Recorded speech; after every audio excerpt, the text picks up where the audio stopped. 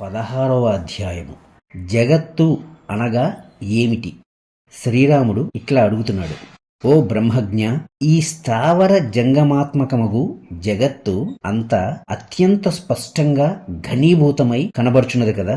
ఇట్లు ప్రాప్తిస్తున్న ఈ జగత్తు ప్రళయకాలంలో ఎక్కడికి పోతోంది, ఏమవుతోంది? ఈ ప్రశ్నకు శ్రీ వశిష్ఠ మహర్షి ఇలా చెప్తున్నారు. రామచంద్ర, ఒకానొక గొడ్రాలి యొక్క రెండవ కుమారుడు ఎక్కడి నుండి వచ్చుచున్నాడు, ఎక్కడ ఉంటున్నాడు, ఎక్కడికి పోచున్నాడు?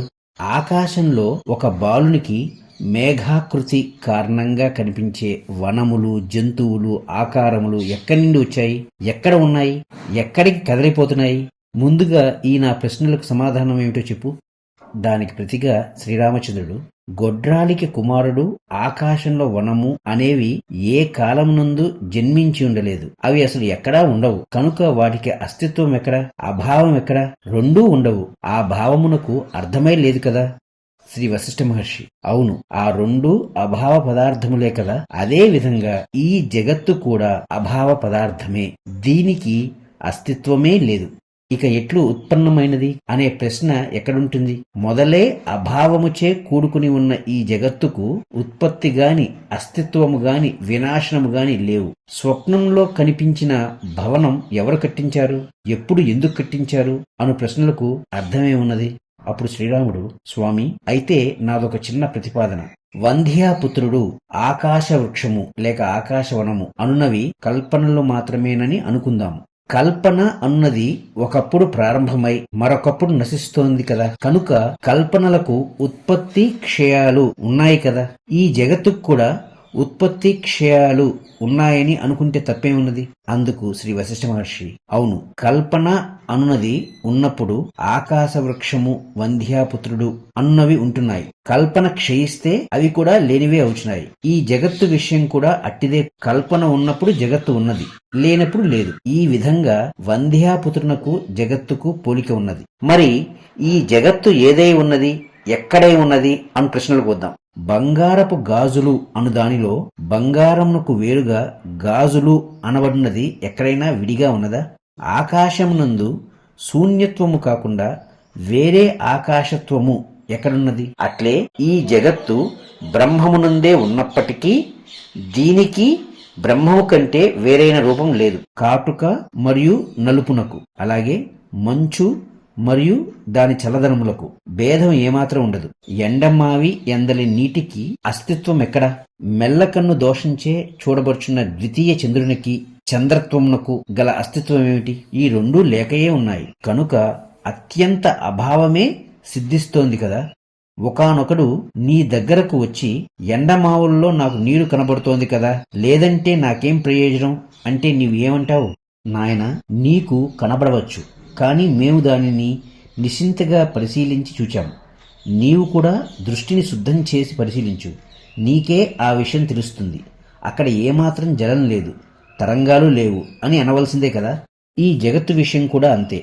ఇది సంసార దృష్టికి లోభ మోహ మదమాత్సర్యాదుల కారణంగా అవిమర్శనాత్మకం చేత, ఇంద్రియ దృష్టి మాత్రం చేత, సంకుచిత హ్రస్వ దృష్టి చేత ఘనీభూతమై తోచుచుండవచ్చు. కానీ శుద్ధ స్వస్వరూపము బ్రహ్మము గ్రహించబడినప్పుడు ఈ జగత్తు యొక్క అభావమే సిద్ధించుచున్నదని మేము ప్రకటిస్తున్నాం. అనేక కోణముల నుండి జగత్తు అనబడు దాన్ని పరిశీలించినప్పుడు ఇది ఇట్లు అని లభించకయే ఉన్నది. వేరువేరు దృష్టులకు వేరువేరు అనుభవం అగుచున్నది. వాస్తవానికి ఏమై ఉన్నట్లు? అసలు ఉన్నట్లా, లేనట్లా? నాయనా రామచంద్ర, ఈ జగత్తు అనబడినది ఇతఃపూర్వం లేదు, ఇప్పుడు కూడా లేదు. ఇది వరకు గాని ఇప్పుడు గాని లేనట్టి దానిని ఇది ఒకానొకప్పుడు వినాశనముగును అను వాక్యము సమంజసం ఎలా అవుతుంది? అయితే ఒకానొక ద్రష్ట దృష్టిలో ఈ జగత్తు అను భావము లయించిపోవుట సంభవించుచున్నది. జగత్తు అను రూపముగా అనుభవయ్యే భావము యొక్క ఉత్పత్తి వినాశములే సృష్టి ప్రళయములు అను శబ్దములచే శాస్త్రములు బోధిస్తున్నాయి. శ్రీరాముడు, మహర్షి, ఈ జగత్తుకు కారణమే లేదని ఎట్లు నిశ్చయిస్తున్నారో చెప్పండి. అందుకు శ్రీ వశిష్ఠ మహర్షి, ఈ జగత్తుకు బ్రహ్మమే కారణము అని అంటామనుకో, పృథివీ మొదలైన జడ వస్తువులకు జడమైనదేదో కారణం కావాలి కాని శుద్ధ చైతన్య స్వరూపము బ్రహ్మము ఎట్లా కారణమవుతోంది? ఎండ అనగా ప్రకాశము, నీడ అనగా ప్రకాశరాహిత్యము. సూర్యకాంతికి ఏదైనా అడ్డు వచ్చినప్పుడు ఏర్పడు దానిని నీడ అని అంటున్నాం. కానీ నీడ అను దానికి కారణం ఎండయే అని అనలేం కదా. బ్రహ్మము జడము కాదు కదా. ఎండ అన్నది నీడకు ఎట్లా కారణమవుతుంది? అట్లాగే అఖండము, చైతన్యవంతము, సూక్ష్మాతి సూక్ష్మము, నిష్క్రియము, అనిర్వచనీయము అయి ఉన్నట్టి బ్రహ్మము ఈ జగత్తును నిర్మించుటకు కారణమెట్లా అవుతుంది? బ్రహ్మము కాకుండా వేరే ఏదీ ఈ జగత్తుకు కారణంగా లభించడం లేదు. అందుచేత ఈ జగత్తుకు కారణం లేదు అని గ్రహించబడుతోంది. కారణము లేని చోట కార్యము ఎట్లా సిద్ధించగలుగుతుంది? ఇక మేము ఈ జగత్తును ఎట్లా గ్రహిస్తున్నామో చెప్తాను విను. ఆది కారణముగు ఆ బ్రహ్మ వస్తువే విశ్వము వలె గోచరించుచున్నది. ఇక ఈ అభాసకు కారణమేమిటంటావా? అజ్ఞానమే. అభాస అంటే ప్రతిబింబత్వము, లేనిది వాస్తవం వల్లే తోచుట, ఇల్యూషనరీ. బ్రహ్మ వస్తువు నిష్క్రియమైనదగుటచే బ్రహ్మము విశ్వమును సృష్టించుచున్నది అను మాట సరికాదు. అతి సూక్ష్మమైనట్టి స్వస్వరూపము యొక్క స్వరూప స్వభావములను ఈ జీవుడు ఏమరిచి ఉంటున్న సమయంలో ఈ జగత్తు అనబడు అనుభవం ప్రాప్తించి వాస్తవం వల్లే గోచరించుచున్నది. కాబట్టి రాఘవ, ఈ జగద్దృశ్యమంతా స్వప్నమునందు కనిపించే వస్తుజాలము వంటిదేనని గ్రహించెదవుగాక. స్వప్నంలో ఒక పెద్ద మేడ కనిపించుచున్నప్పటికీ అది వస్తువా? దేనితో తయారు చేయబడింది? స్వకీయమైన కల్పనయే స్వప్న సమయమందు అట్లు ప్రాప్తిస్తోంది కదా.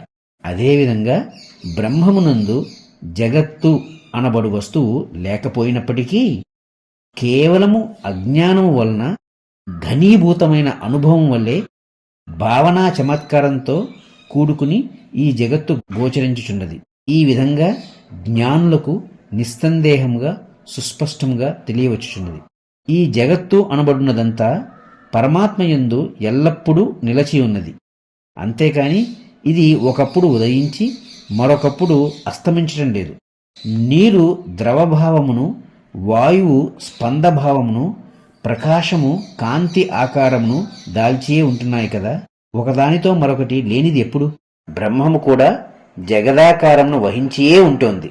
స్వప్నంలో గాంచబడే నగరం ఎక్కడి నుండి వచ్చింది చెప్పు? ఆ స్వప్నద్రష్ట యొక్క చైతన్యమే అంతరమున అట్టి నగరమును కల్పించుకుని తానే ఆ కల్పన అయి ఆపై తనను తానే అట్లు దర్శించుచున్నది అని మనం ఒప్పుకోక తప్పదు. అదేవిధంగా ఈ జగత్తు యొక్క విషయం కూడా స్వీయ ఆత్మయే బ్రహ్మమై ఉండి బ్రహ్మమునందు జగదాకారముగా కల్పనామాత్రముగా అభాసించుచున్నది.